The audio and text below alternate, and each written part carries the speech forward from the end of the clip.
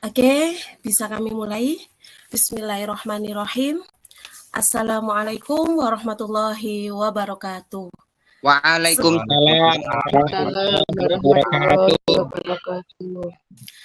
Selamat malam teman-teman dan Bapak Ibu semua.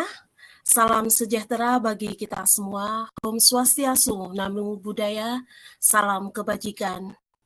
Baik, selamat bergabung dalam jaringan Zoom meeting ini.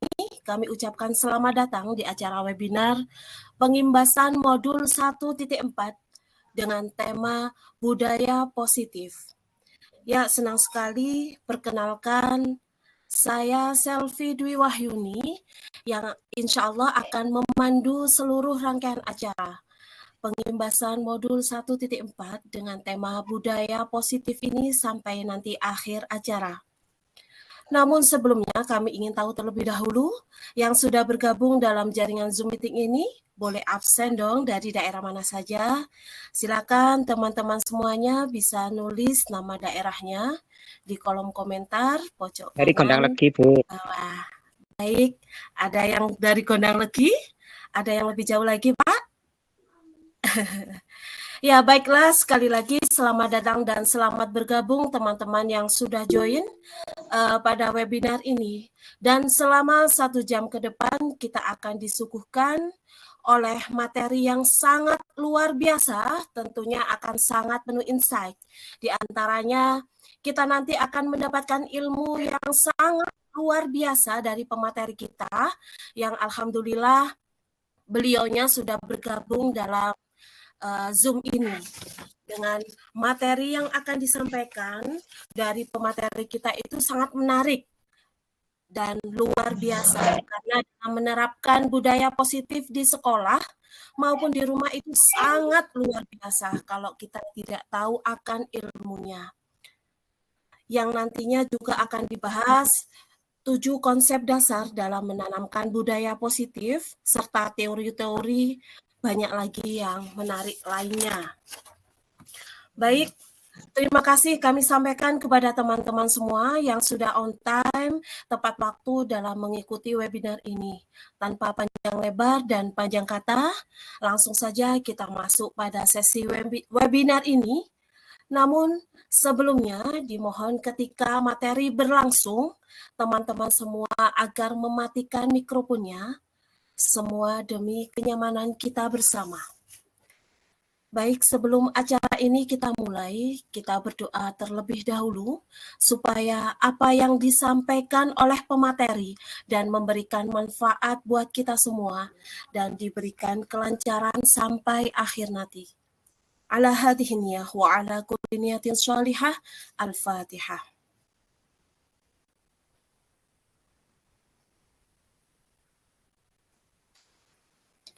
Amin, amin, ya rabbal alamin.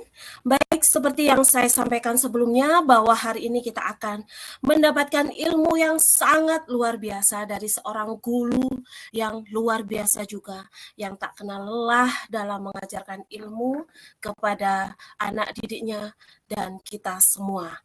Kita sambut dan beri tepuk tangan yang meriah untuk Kang Kusmawan SPD. Monggo Kang Kus, bisa waktu dan tepat kami persilahkan. Silakan pemateri. Terima kasih. Baik, terima kasih disampaikan kepada Ibu Selvi selaku host yang begitu cantik dan sangat energik sekali. Baik Bapak Ibu, Assalamualaikum warahmatullahi wabarakatuh. Perkenalkan, saya Bapak Kusmawan, CGP Angkatan 9 dari Kabupaten Malang. Sebelum acara pengimbasan budaya positif kita mulai, agar suasana menjadi hangat, marilah kita membuat ice breaking ya. Saya ada ice breaking, yaitu sambung cerita.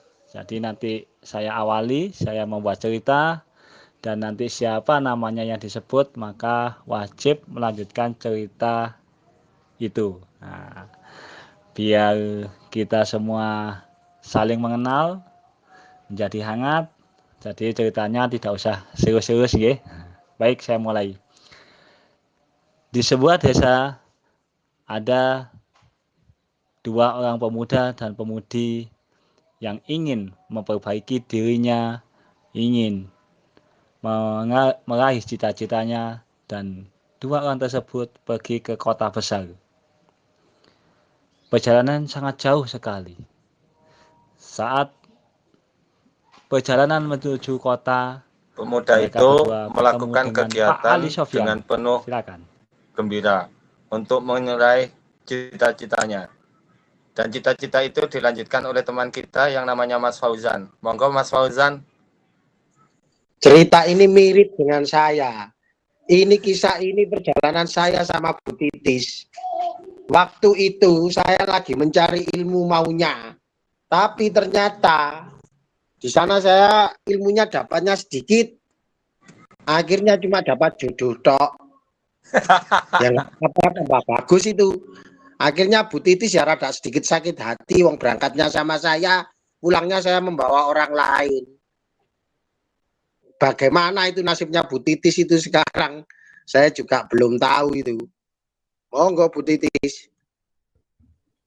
Saya mencari teman baru untuk melanjutkan cita-cita mulia, yaitu Bu Tukma. Monggo Bu Tukma. Sampai hari ini Bu Tukma masih meraih cita-citanya. Insya Allah mudah-mudahan semua guru PAI cita-citanya tercapai tahun ini. Amin. Kemudian ketika nanti cita-citanya tercapai, saya bertemu dengan Pak siapa? Pak Samsul. Iya.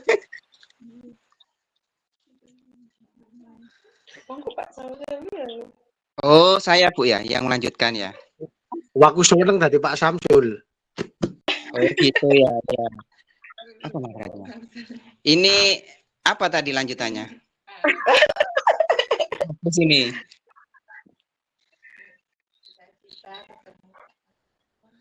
Hadir bagus.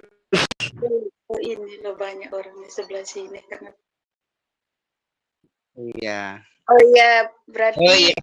Cita-citanya tadi kepingin ketemu Pak Samsul.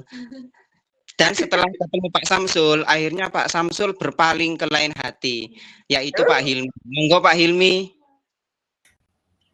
Setelah berpaling hati, ternyata hatinya ini sangat galau sekali. Karena apa? Banyak sekali temuan-temuan yang ada yang sangat menarik jiwa.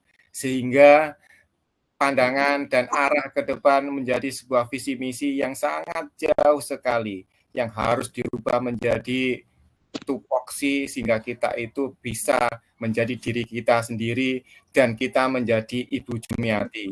Monggo Bu Jumiati.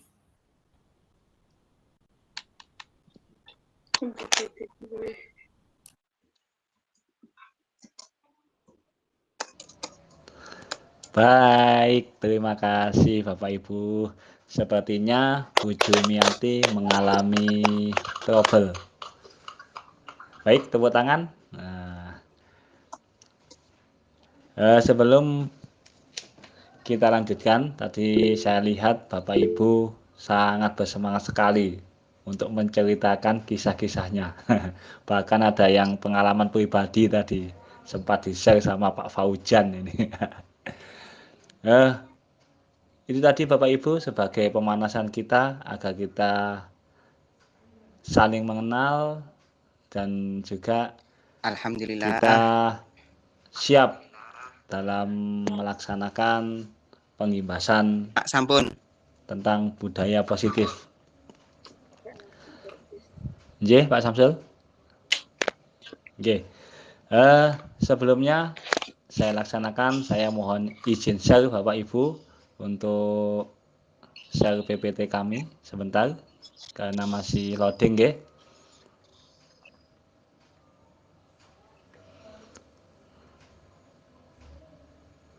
Ini nggih.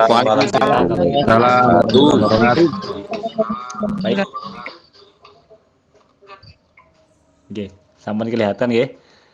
Baik, perkenalkan saya adalah Bapak Kusmawan, saya mengajar di SD Mangenep. Saya CGP Angkatan 9 Kabupaten Malang. Bapak Ibu, mari kita hadirkan seutuhnya.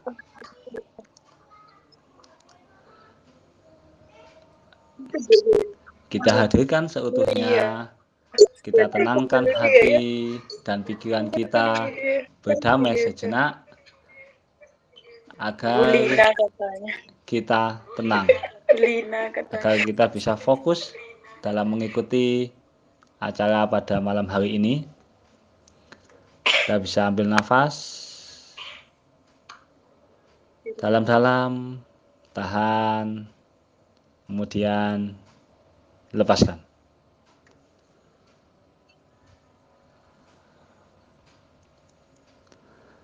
Nggih. Perasaannya agar lebih tenang ya Bapak Ibu. Baik, di sini saya akan membahas tentang budaya positif yang ada di lingkungan sekolah. Apa saja budaya positif itu? Mohon maaf, apakah sudah terlihat PPT saya Bapak Ibu? Sepertinya masih ada kendala gitu. Belum Pak Kus, slide-nya belum terlihat. Oke, sabar. Ini sepertinya masih ada kendala. Sabar. Oke, Ibu.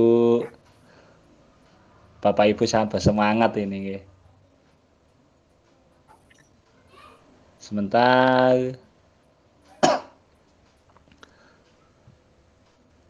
Cuaca sedang tidak mendukung ini Bapak Ibu. Di sini karena hujan deras dan Selfie. internet juga Ya, Bu Heni. bermasalah. Assalamualaikum, selamat bergabung.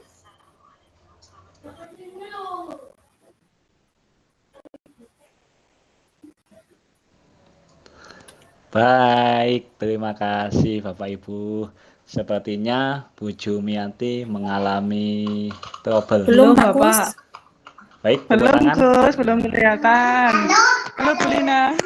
Sebelum kita lanjutkan, tadi saya lihat Bapak Ibu sangat bersemangat sekali untuk menceritakan kisah-kisahnya. Bahkan ada yang pengalaman pribadi tadi sempat di-share sama Pak Faujan ini. Itu tadi Bapak Ibu sebagai pemanasan kita agar kita saling mengenal dan juga kita siap dalam melaksanakan Sudah kelihatan. pesan tentang budaya. Apa mungkin gara-gara di HP? Bisa Iya, di Pak HP Samsul. Pak. Kelihatan. Oke. Bisa. Sebelumnya Los. saya laksanakan, saya mohon izin share Bapak Ibu untuk share PPT kami sebentar karena masih loading nggih.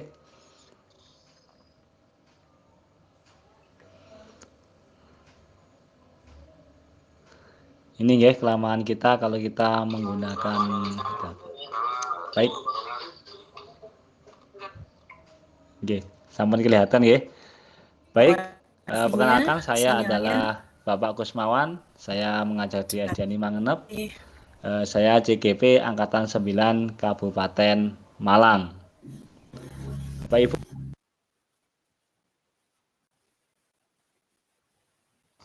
Alhamdulillah akhirnya.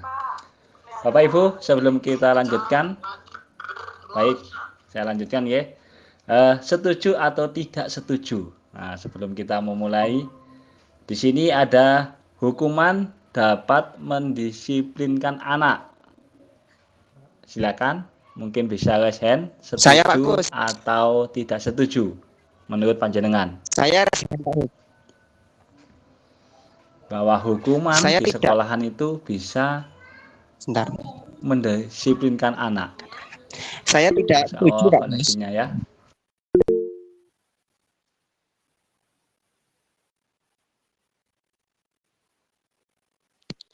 Karena kalau menurut saya untuk mendisiplinkan peserta didik itu tidak hanya lewat hukuman Pak Gus, tapi lewat yang lain insya Allah bisa Pak Gus. Misalkan lewat pendekatan atau mungkin pengarahan Pak Gus. Baik, terima kasih Pak Samsul. Yang kedua, pemberian hukuman dengan hal positif seperti membaca atau membersihkan halaman sekolah dapat meningkatkan disiplin anak. Ayo, monggo. Monggo untuk yang kasus kedua.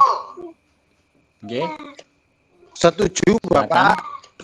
Sangat setuju. Baik, terima kasih Pak Faujan. Nah, setuju. Yang ketiga, memberikan penghargaan dapat Setuju, Pak Gus. meningkatkan motivasi Setuju belajar saya. anak. Setuju, Pak Gus. Setuju. Wih, banyak setuju, nggih. Setuju, Terima Bapak. kasih atensinya. Nggih. Ada lagi? Mungkin bisa di chat di box. Kasus 1, 2, dan 3. Silakan di chat, nggak apa-apa. Gak enak, Rek. Nggih, ada yang nge-send? Monggo. Sebentar Bapak, sebenarnya mengalami kendala lagi. Baik, di sini saya akan memaparkan tentang budaya positif. Apa itu budaya positif? Budaya positif merupakan perwujudan dari nilai-nilai atau keyakinan universal yang diterapkan di sekolah. Budaya positif diyakini mampu menciptakan kolaborasi antar warga sekolah, juga orang tua dan murid. Budaya positif ini ada 7, yaitu yang pertama perubahan paradigma belajar, disiplin positif, kebutuhan dasar manusia, motivasi perilaku manusia, posisi kontrol. Yang keenam, keyakinan kelas dan juga segitiga restitusi. Baik, yang pertama adalah perubahan paradigma belajar. Perubahan paradigma adalah cara pandang mengenai disiplin ini adalah suatu yang perlu disegerakan. Kebiasaan yang beranggapan bahwa seseorang yang dewasa selalu benar itu perlu diubah. Guru mengontrol murid, menghadirkan rasa bersalah sebagai cara untuk mencapai tujuan atas nama disiplin perlu juga diubah. Perlu pergeseran cara pandang dari teori stimulus respon menjadi teori kontrol. Berdasarkan teori ini, kita belajar berempati dan menghargai nilai yang diyakini oleh seseorang dan bukan memaksakan seseorang untuk melakukan nilai-nilai yang tertentu ataupun sebaliknya. Jadi di sini kita harus belajar merubah cara pandang kita, bahwa kita sebagai seorang guru itu selalu benar. Selama ini kita menganggap bahwa kita yang lebih dewasa itu selalu benar. Peserta didik harus mau menuruti apa yang kita mau. Contoh, kalau peserta didik kita berangkatnya terlambat, kita selalu marah-marah. Tetapi kita sendiri jika terlambat kita terbiasa, biasa-biasa saja. Nah, ini sangat tidak tepat nih Bapak Ibu, karena kita merasa bahwa tindakan kita itu terlambat biasa, sedangkan jika peserta didik yang terlambat itu adalah suatu kesalahan atau melanggar suatu kedisiplinan. Nah, cara pandang yang seperti ini harus kita rubah. Kita mulai dari diri kita sendiri agar kita dapat menjadi suri tauladan. Baik, selanjutnya adalah disiplin positif. Apa itu disiplin? Disiplin berasal dari bahasa Latin disciplina, yang artinya belajar. Makna asal dari kata disiplin berkonotasi dengan disiplin dari murid-murid Sokrates dan Plato. Disiplin diri membuat orang menggali potensinya menuju sebuah tujuan, apa yang dia hargai. Namun, dalam budaya kita, makna kata disiplin telah berubah menjadi sesuatu yang dilakukan seseorang pada orang lain untuk mendapatkan kepatuhan. Kecenderungan umum adalah menghubungkan kata disiplin dengan ketidaknyamanan, bukan dengan apa yang kita hargai atau pencapaian suatu tujuan yang mulia. Jadi, kebanyakan kita dalam menerapkan disiplin adalah membuat anak-anak itu tidak nyaman. Contoh, Anak berangkat pagi bukan karena kemauan dia dari dalam diri, tapi berangkat pagi karena takut dihukum oleh gurunya. Itu adalah budaya kita. Ada lagi, anak mau berangkat pagi bukan karena anak itu ingin berangkat pagi dari dalam dirinya, tergerak dalam hatinya, tetapi karena dia ingin mendapatkan pujian dari bapak ibu gurunya. Nah, di sini adalah sebuah pengertian disiplin yang salah atau salah kaprah, nggih. Sebenarnya disiplin itu adalah belajar untuk dapat memerintahkan dirinya sendiri.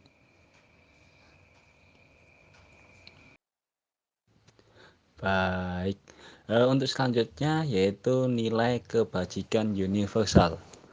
Nilai-nilai kebajikan adalah sifat positif manusia yang merupakan tujuan mulia yang ingin dicapai setiap individu. Nilai-nilai tersebut bersifat universal dan lintas bahasa, suku, bangsa, agama, maupun latar belakang.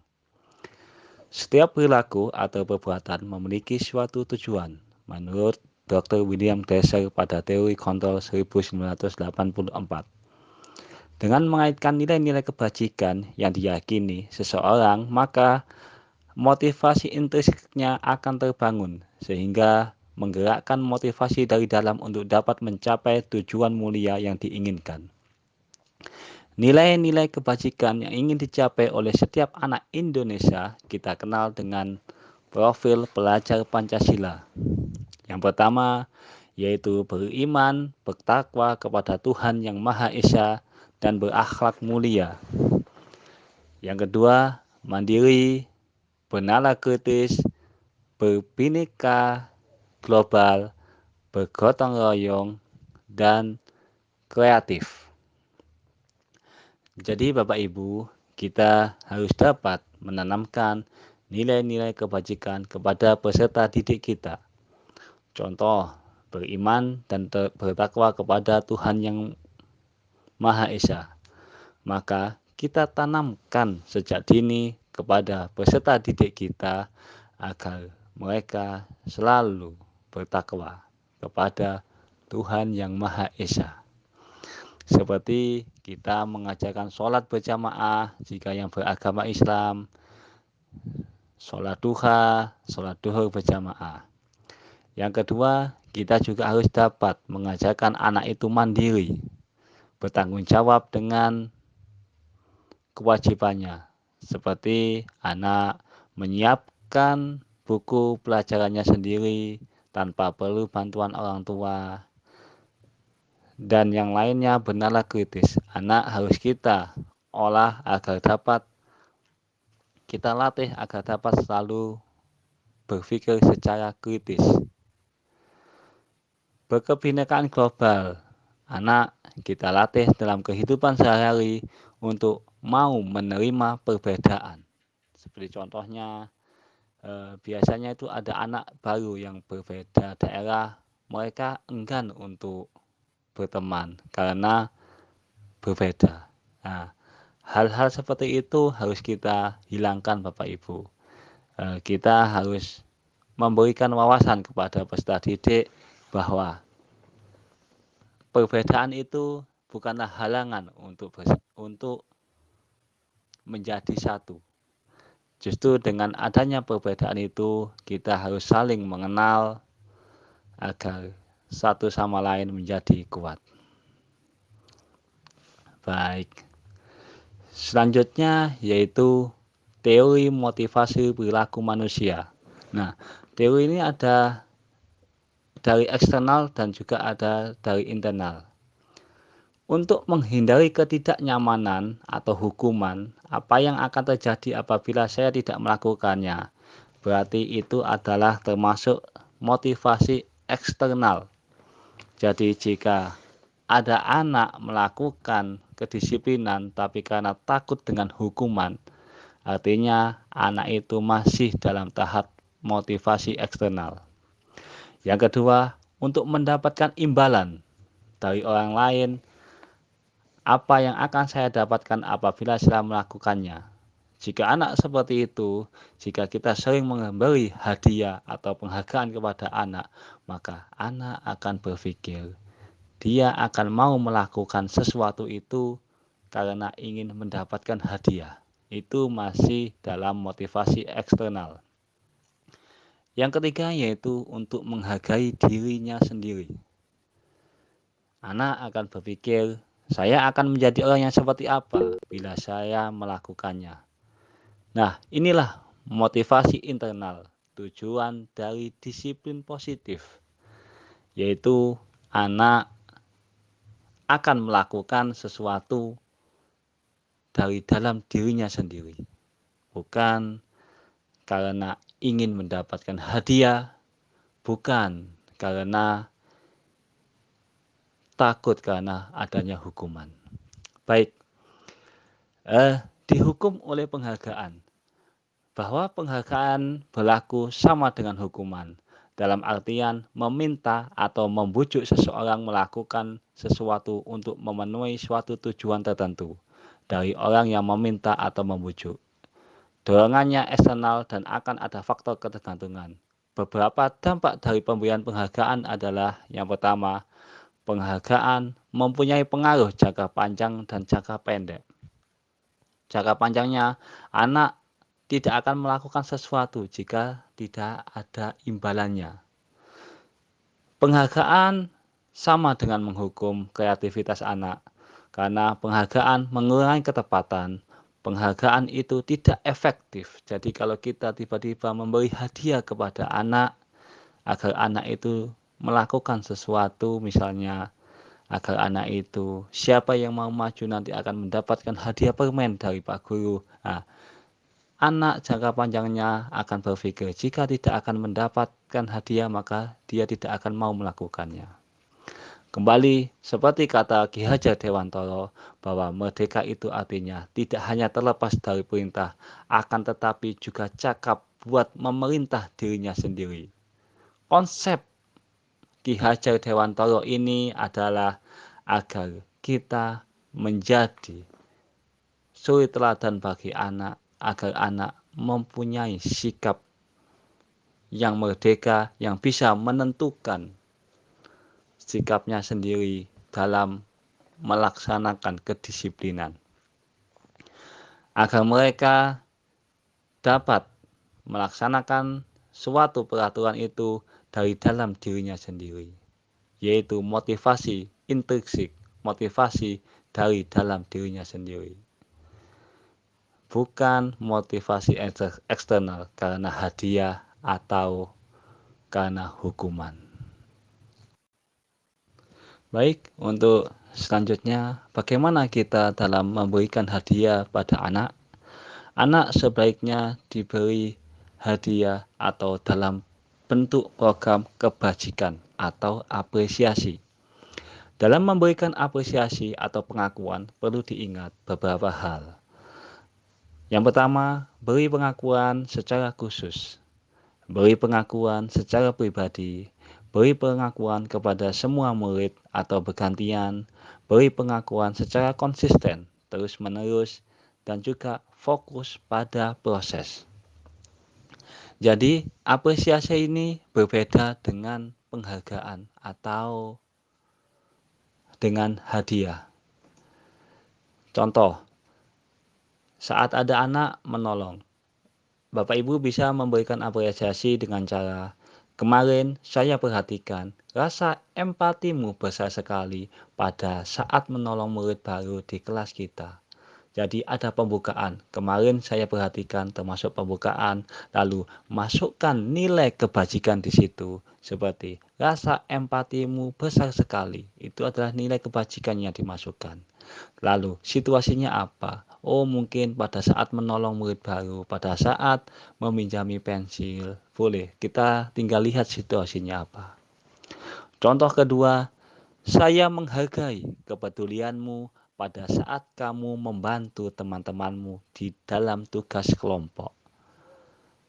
Saya menghargai itu adalah pembukaan. lalu kita masukkan lagi nilai kebajikan, yaitu kepedulianmu. Jadi rasa peduli itu adalah sebuah nilai kebajikan. Terus kita masukkan ke situasinya sedang apa? Oh, mungkin sedang tugas kelompok. Berarti pada saat kamu membantu teman-temanmu di dalam tugas kelompok. Contoh yang ketiga, terima kasih untuk rasa tanggung jawabmu pada saat kamu memungut kertas-kertas yang berserakan di lantai. Jadi tetap kita kasih kata pembuka terima kasih. Terus kita masukkan nilai kebajikan. Itulah bagusnya apresiasi, yaitu kita bisa memasukkan nilai-nilai kebajikan. Rasa tanggung jawabmu, di situ anak akan terngiang ya. Dalam budaya positif akan terngiang selalu kalau kita memasukkan nilai kebajikan. Pada saat kamu memungut sampah, jadi kita tidak harus menyuruh anak itu memungut sampah atau ayo kalau tidak kamu pungut kamu akan saya hukum. Itu tidak bagus ya Bapak Ibu. Baik Bapak Ibu, di sini ada pertanyaan, silakan dijawab. Yang pertama, mencatat 100 kali dalam buku kalimat. Saya tidak akan terlambat lagi karena datang ke sekolah. Setuju atau tidak setuju? Hukuman, Pak. Hukuman, baik.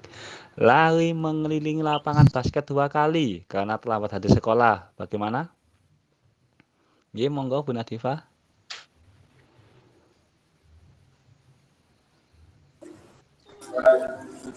Ya, Hukuman, benar. Pak. Hukuman, baik. Murid diminta untuk push up 15 kali karena tidak menggunakan masker ke sekolah. Bagaimana yang ini? Siapa? Pak Samsul? Mungkin? Ye, Pak Samsul, monggo.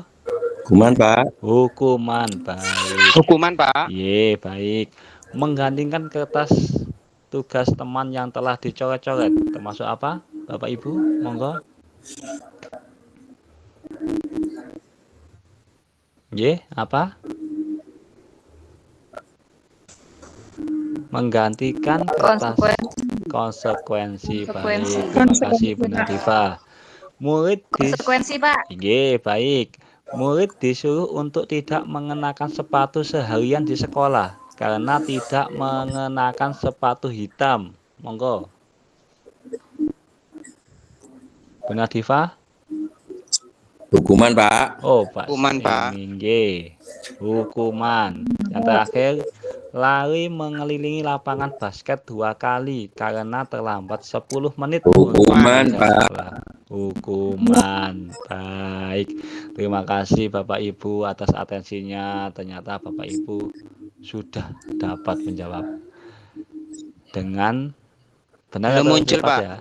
Oke, baik. Kita lihat jawabannya sebentar lagi. Silakan dicocokkan sendiri tadi jawaban Bapak Ibu. Belum, Pak. Benar atau salah. Belum. Sekedap. Ini sinyalnya lagi. Ini Bapak Ibu sudah muncul. Belum. Ampun. Mungkin di tempat lain belum muncul karena sinyalnya berbeda. Ya, ini Bapak Ibu. Bu Heni sudah muncul. Yang pertama adalah hukuman, yang kedua hukuman. Oh, ini sudah muncul. Sudah muncul, Pak. Oke, terima kasih. Yang ketiga adalah hukuman, yang keempat konsekuensi, yang kelima konsekuensi. Tapi yang salah, Pak. Ada yang salah, Pak. Lari mengelilingi lapangan. Itu ada konsekuensi karena sebelumnya ada keyakinan kelas di situ. Jadi sudah dibuat keyakinan kelas bahwa jika terlambat harus lari keliling lapangan selama sebanyak 2 kali. Makanya itu adalah konsekuensi. Berarti Pak Gus, kesepakatan dulu itu ya? Iya, kita harus membuat kesepakatan kelas terlebih dahulu. Iya. Baik. Oke, next. Oke, next.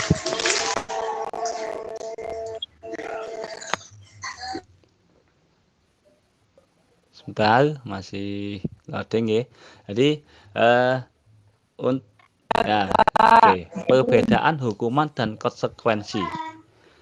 Jika hukuman sesuatu yang menyakitkan harus terjadi, sedangkan konsekuensi Belum keluar, Bapak. sesuatu harus terjadi. Jadi kalau hukuman itu sesuatu yang menyakitkan harus terjadi. Sedangkan konsekuensi sesuatu harus terjadi. Baik, terima kasih Bu Eni. Sudah. Jika hukuman bisa membuat anak sakit, entah itu fisik maupun hati, dalam jangka waktu yang lama. Tetapi konsekuensi membuat anak merasa tidak nyaman dalam jangka waktu pendek. Itu ya perbedaannya. Yang ketiga, anak dapat membenci kedisiplinan. Sedangkan konsekuensi anak dapat menghargai disiplin. Selanjutnya, untuk hukuman adalah suatu paksaan. Sedangkan konsekuensi adalah stimulus dan tanggapan. Untuk hukuman adalah konsep diri yang buruk, sedangkan untuk konsekuensi adalah konsep diri yang baik. Pada hukuman, anak belajar untuk menyembunyikan kesalahan. Karena mereka takut akan dihukum, maka mereka akan berusaha untuk menyembunyikan kesalahannya. Sedangkan pada konsekuensi, anak belajar untuk mematuhi peraturan.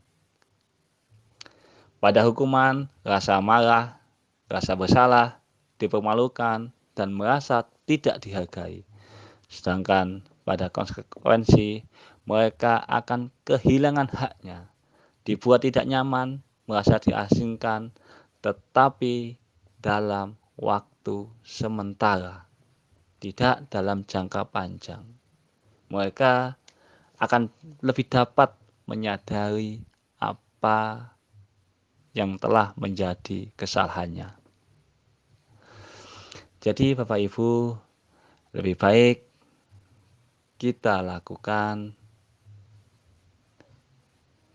untuk mengurangi hukuman kepada peserta didik, tapi kita buat suatu keyakinan kelas agar peserta didik kita jika melanggar sesuatu, maka dia tahu konsekuensi apa yang harus mereka terima. Bukan hukuman apa yang harus kita atau hukuman apa yang harus mereka terima. Seperti itu Bapak Ibu, perbedaan dari hukuman dan konsekuensi. Jadi sangat besar sekali perbedaannya. Sama-sama memberikan hukuman atau sama-sama memberikan sanksi, maksudnya gitu ya. Tetapi dalam jangka panjang itu sangat berbeda artinya. Karena dengan hukuman itu seperti paksaan. Jadi disiplin itu kelihatannya sangat berat sekali. Karena anak-anak merasa terpaksa sekali. Tetapi dalam konsekuensi, maka anak-anak akan belajar untuk mematuhi peraturan yang ada. Karena itu peraturan yang ada itu sudah menjadi kesepakatan bersama untuk dijalani bersama-sama. Itu adalah perbedaannya. Seperti pada hukuman, anak akan selalu menyembunyikan kesalahannya. Kenapa? Karena anak takut mendapatkan hukuman, takut sama pak gurunya. Misalnya anak itu tidak mengerjakan PR, maka dia akan datang pagi-pagi hari sebelum gurunya datang dan akan mengerjakan PR terlebih dahulu. Berarti hilang kejujurannya. Baik Bapak Ibu. Untuk yang selanjutnya yaitu langkah restitusi. Apakah itu restitusi? Restitusi adalah sebuah proses menciptakan kondisi bagi murid untuk memperbaiki kesalahan mereka, sehingga mereka bisa kembali pada kelompok mereka dengan karakter yang lebih kuat. Restitusi juga merupakan proses kolaboratif yang mengajak murid untuk mencari solusi untuk masalah mereka dan membantu murid berpikir tentang orang seperti apa yang mereka inginkan atau mempunyai tujuan yang mulia dan bagaimana mereka harus memperlakukan orang lain. Jadi, selain penghargaan, konsekuensi, ada juga restitusi. Di dalam restitusi ada 3 tahapan. Yang pertama yaitu menstabilkan identitas. Seperti contoh bahwa setiap orang pasti pernah melakukan kesalahan. Jadi kesalahan yang dibuat oleh anak itu adalah hal yang manusiawi. Kita stabilkan dulu identitasnya. Kita tidak boleh menjudge atau menghakimi bahwa anak itu salah, tidak. Karena anak juga manusia, sama seperti kita. Yang kedua yaitu validasi tindakan yang salah. Kita tanya, seperti kamu tentu punya alasan untuk melakukan itu. Apa alasan anak melakukan hal tersebut, melakukan kesalahan tersebut? Apa alasannya? Mungkin seperti terlambat. Kenapa dia kok bisa terlambat? Biarkan mereka bercerita. Terus kita tanya, adakah cara yang lebih efektif untuk mendapatkan apa yang kamu butuhkan? Kita ajak mereka berbicara. Apa masalahnya? Kenapa mereka kok melakukan hal tersebut? Kenapa kok anak tersebut bisa terlambat? Atau mungkin karena dia tidurnya terlalu malam. Mungkin dia bermain HP, game sampai malam hari. Kita tanya, kita gali. Yang terakhir adalah menanyakan keyakinan kelas. Kita kembali ke keyakinan kelas yang telah kita buat bersama mereka. Kita tanyakan, keyakinan kelas apa yang kita sepakati? Dan keyakinan kelas apa yang telah kamu langgar? Contohnya, jika dia terlambat, berarti dia telah melanggar keyakinan kelas tentang kedisiplinan. Terus kita gali. Kalau memang dia sudah paham keyakinan kelas apa yang telah dia langgar, kita tanya apa yang seharusnya dia lakukan untuk memperbaiki kesalahannya. Jika kamu melakukan kesalahan itu berulang-ulang, kita tanya, kamu ingin jadi orang seperti apa? Apa tujuanmu? Biarkan mereka berpikir, biarkan mereka menyadari kesalahannya, dan biarkan mereka menentukan sendiri solusinya dan juga menentukan sendiri apa yang harus mereka lakukan. Dengan begitu, masalah anak akan dapat terpecahkan.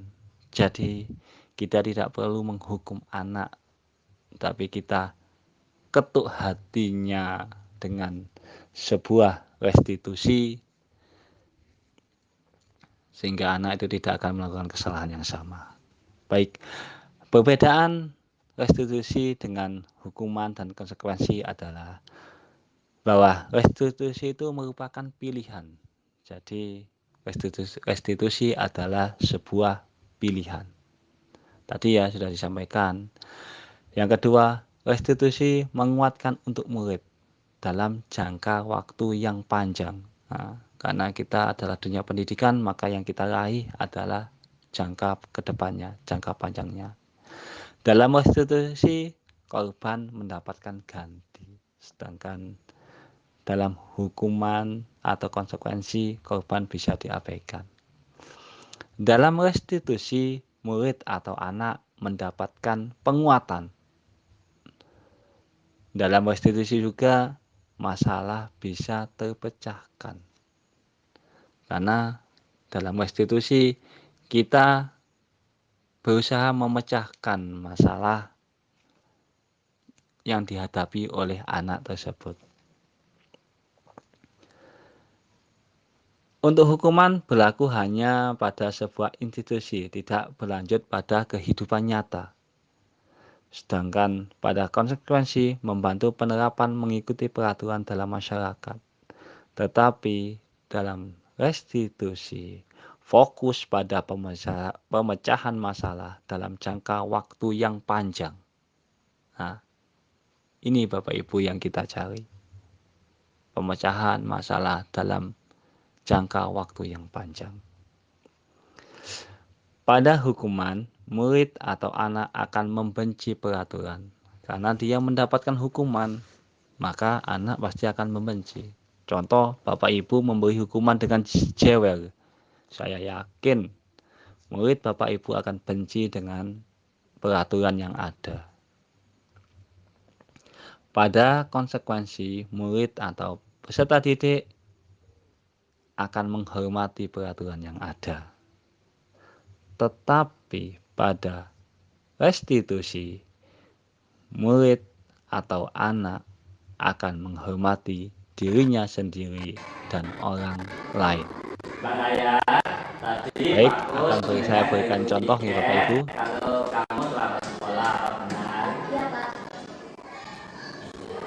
Seingatmu berapa kali kamu sekolah Pak? 4 kali Pak. Menurut Pak Gus, kita melakukan kesalahan itu ada 2 kali. Yang penting adalah kita mau memperbaikinya. Apakah kamu mau mencari solusi sama-sama? Baik, Pak. Dan menurut kamu apa penyebab kamu selalu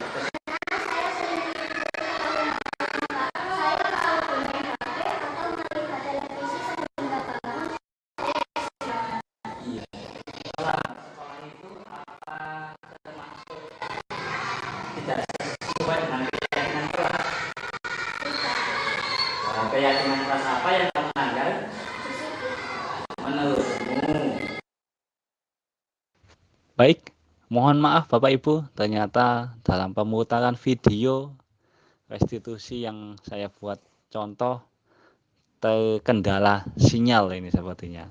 Jadi putus-putus. Jadi mohon maaf. Nanti bisa linknya saya bagi di kolom chat nggih Bapak Ibu, bisa dilihat sebagai contoh.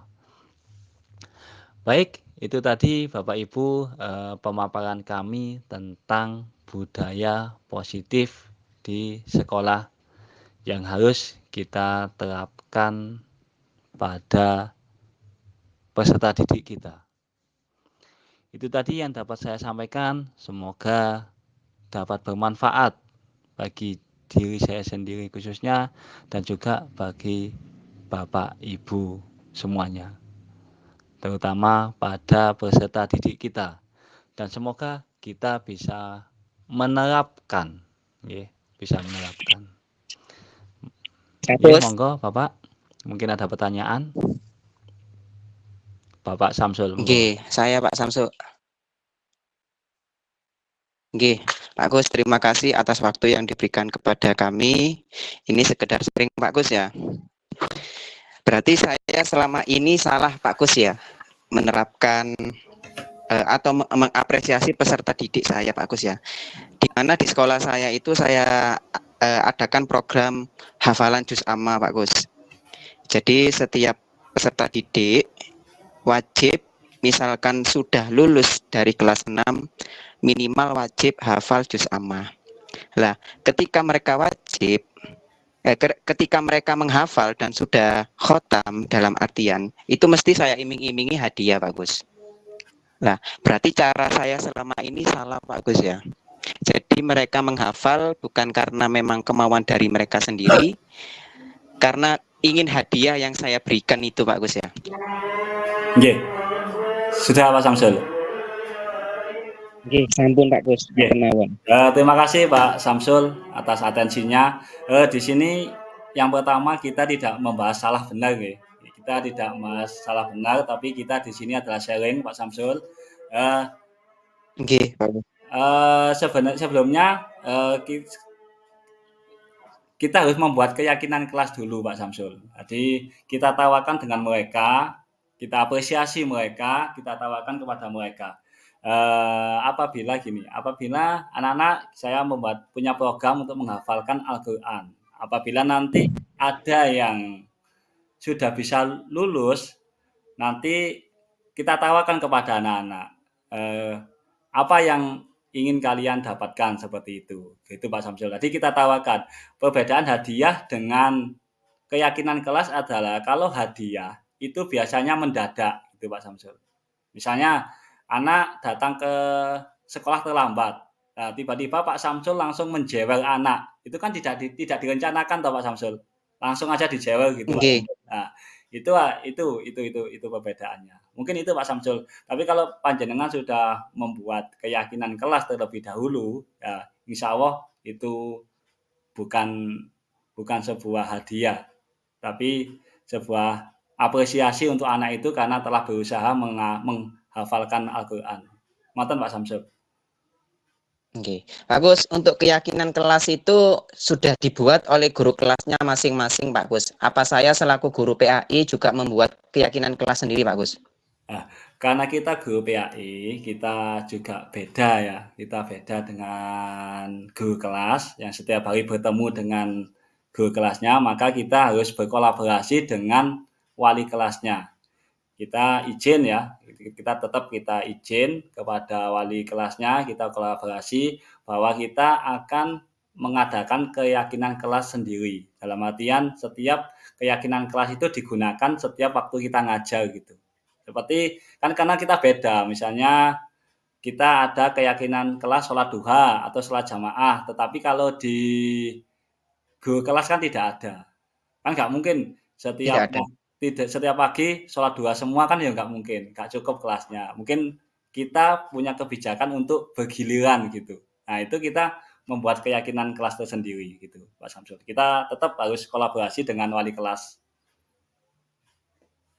Gitu Pak Samsul. Oke, terima kasih Pak Gus atas masukannya. Oke, terima kasih. Untuk selanjutnya Bu Nadifa, monggo. Mohon maaf untuk materi. Ya, sebelum mohon maaf Ibu Nadifa karena waktu sudah menunjukkan 18.53, mungkin kami batasi 2 pertanyaan lagi, nggih. Mohon maaf. Terima kasih. Monggo silakan Ibu Nadifa. Ya, terima kasih Bu. Begini Pak Gus, segitiga restitusi kan menurut penjelasan panjenengan itu sebagai solusi untuk menyelesaikan masalah anak-anak dengan cara yang baik, tidak menyakiti, dan memberikan kesadaran bagi anak tersebut. Nah, untuk kasus-kasus anak-anak yang misalnya ini ya, sekarang juga marak di medsos ya, anak yang bandel-bandel ini Pak, seumpama ya, tapi naudzubillah, semoga kita tidak mendapatkan peserta didik yang seperti itu. Jika sudah direstitusi tapi seperti tetap saja diulang lagi kesalahannya, pelanggarannya itu bagaimana Pak Gus kira-kira? Oke. Matur nuwun. Terima kasih Bu Nadifa. Pertanyaannya sangat luar biasa sekali dari orang yang juga luar biasa. Kita bagaimanapun keadaannya, sebenarnya kita tidak boleh melakukan kekerasan di dalam dunia pendidikan. Bagaimanapun keadaannya, itu adalah teorinya Bu ya. Karena saya sendiri juga masih belum bisa melakukan hal seperti itu. Jika memang anak itu sering kali kita beri restitusi dan dia tetap saja melanggar peraturan yang ada, mungkin jalan yang terbaik, apalagi ini adalah abad 21 di mana media begitu cepat, jika kita melakukan kesalahan akan begitu cepat terekspos, lebih baik kita berkolaborasi lagi dengan pihak wali murid atau orang tuanya. Kita panggil orang tuanya, kita kembalikan lagi ke orang tuanya. Nanti beliau sebagai wali murid pasti akan punya kebijakan tersendiri. Ya, kita kembalikan, kita harus tegas, kita kembalikan. Bisa nggak mengatur anaknya agar bisa menaati peraturan yang ada di lingkungan sekolah. Karena kalau kita sampai memberikan hukuman seperti apa yang kita berikan. Jangan sampai hukuman yang kita berikan itu menjadi bumerang buat kita sendiri. saat kita mendisiplinkan anak, seperti contohnya terjadi di daerah mana itu Madura, ingin mendisiplinkan anak karena nggak sholat, dia malah kena tuntut 50 juta. Nah, itu kan juga buah si malakama buat para pendidik. Di saat kita ingin mendisiplinkan anak, ada tantangan-tantangan tersendiri bagi kita. Jadi ya kita kembalikan kepada wali murid. Itu Bu, mungkin saran saya seperti itu. Terima kasih Bu Nadifa. Sama-sama Pak Gus, terima kasih. Iya. Monggo, yang terakhir. Baik, satu pertanyaan lagi. Yang terakhir, betul. Silakan Ibu Heni yang sudah raise hand dari tadi. Monggo. Terima kasih Bu Selvi dan Pak Kusmawan atas waktu yang sudah diberikan. Saya Bu Heni sebagai temannya Pak Kus dari satu sekolah juga. Saya juga mengucapkan terima kasih kepada Pak Kus atas ilmu yang sudah di-sharingkan hari ini. Itu sangat membuat saya, berarti nggak boleh ya, seperti itu harusnya gitu. Sebelum saya bertanya, dari paparan Pak Kus tadi kan budaya positif, dari judulnya budaya positif. Kadang kita sudah melakukan misalnya, seperti yang ditanyakan Bu Nadifa tadi, kita sudah memberitahu anak-anaknya, tapi anaknya mengulangi lagi. Kita juga gitu, kadang orang tua juga ada yang tidak. Misalnya kita niatnya memberitahu, padahal nggak mukul, nggak apa, tapi kita memberitahu.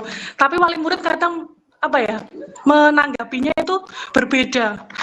Nggak boleh kelompok-kelompok teman, ternyata anaknya dibilangi nggak bisa. Nanti laporan ke orang tuanya berbeda. Nah itu menurut Pak Kus bagaimana sikap kita menanggapi wali murid yang mungkin merasa anakku nggak boleh gini, anakku nggak boleh gitu, padahal anaknya bersalah, terus tidak mau disalahkan gitu. Itu yang wali murid Pak. Terus yang untuk anak-anak misalnya, anak-anak itu kan kalau kejadian di sekolah saya itu ada siswa yang tidak mau sekolah rutin gitu. Nah, kadang bolos, 1 minggu tidak masuk. Nah, menurut Pak Kus, kita harusnya bagaimana Pak kepada siswa yang seperti itu, biar rajin sekolah? Ya, mungkin apakah kita harus menegur dengan tadi itu Pak ya? Atau kita nanti ke orang tua atau gimana kita gitu Pak, tindakan yang harusnya saya lakukan kalau ada siswa yang seperti itu dan wali murid yang seperti itu bagaimana? Terima kasih Pak Kus, terima kasih Bu Selvi. Oke, terima kasih Bu Heni. Memang pada dasarnya kita di sini saya memang kalau ada anak yang memang sangat-sangat membandel, terutama yang paling sulit itu adalah di lembaga-lembaga seperti lembaga kami yang notabene anak mau sekolah saja itu sudah alhamdulillah ya. Beda dengan SD-SD yang sudah maju, sekolah-sekolah yang maju seperti Anak Saleh, seperti Bu Nadifa nggih.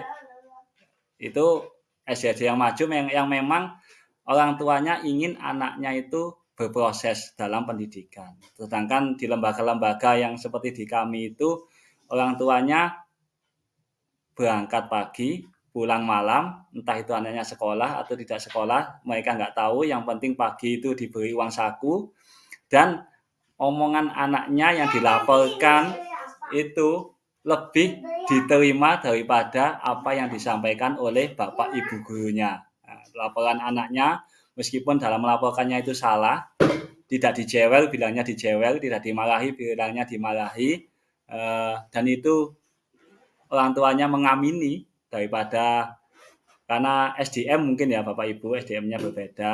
Nah, untuk mengatasi anak seperti itu sebenarnya tidak ada jalan keluar lagi selain dipanggil orang tuanya, direstitusi juga orang tuanya. Jadi restitusi tidak kepada anaknya. Saya kira kalau orang tua diberi restitusi juga akan baik sekali, nggih. Diajak ngomong tentunya dengan kepala sekolah. Nah, biar lebih valid gitu, didatangkan di sekolah, dipanggil dengan wali kelasnya, dengan ibu kepala sekolah, diajak bicara dari hati ke hati. Insya Allah yang namanya orang tua, kalau selama kita ngomongnya benar, kita ambil hatinya, dan itu demi kebaikan anaknya, bahasa Indonesianya angel itu apa? sesulit apapun orang tua pasti mereka akan mau untuk memperbaiki hal tersebut. Begitu Bu Eni, jadi secepatnya jangan berlarut-larut, kalau terlalu berlarut-larut malah galai kancane gitu. Terima kasih. Saya kembalikan waktu sepenuhnya kepada Ibu Selvi Wahyuni. Baik, terima kasih Bapak dan Ibu semuanya yang sudah berpartisipasi dalam berbagai macam pertanyaan. Ya, akhirnya kita sudah berada di titik penghujung acara. Terima kasih untuk teman-teman yang sudah bergabung pada webinar ini.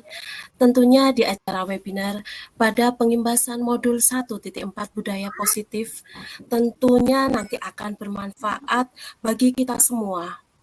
Tentang apa dan bagaimana cara kita, lebih-lebih kita semua seorang pendidik dalam menanamkan budaya positif di sekolah. Kita juga sudah mengetahui mana hukuman dan mana konsekuensi yang nantinya tepat akan kita berikan kepada anak didik kita di sekolah, yang nantinya peserta didik diharapkan dapat melakukan restitusi dengan sadar tanpa adanya suatu paksaan. Dan kita tidak salah memilih dalam menanamkan nilai-nilai kebajikan pada peserta didik yang tidak asing lagi kita sebut dengan profil pelajar Pancasila. Ya, terima kasih kami ucapkan kepada pemateri kita, Kang Kusmawan SPD, yang sudah memberikan ilmunya kepada kita semuanya. Baik, mungkin dari host ada sedikit pantun, okay? Mungkin biar tidak terlalu tegang ya. Buah mangga dicampur gula. Cakep. Buat penguatan profil pelajar Pancasila, menanamkan karakter berbineka. Oke. Satu lagi seperti tamasya bersama Nizar, tidak lupa membeli semangka. Jalankan kurikulum Merdeka Belajar berisi tentang profil Pancasila. Oke, terima kasih sekali lagi kami ucapkan. Akhirnya saya pamit undur diri. Buah nanas, buah stroberi, dicampur sih manis sekali. Saya Selvi selaku MC, mohon pamit undur diri. Saya selamat malam, sampai jumpa di lain kesempatan. Semoga kita dipertemukan dalam yang lebih baik lagi. Akhir kata, wassalamualaikum. Waalaikumsalam warahmatullahi wabarakatuh. Terima kasih Bapak Ibu bantuannya. Terima kasih. Lina. Terima kasih Bapak dan Ibu semuanya. Salam kenal dari kami. Siap. Sama Bu Selvi, Pak Gus, terima kasih.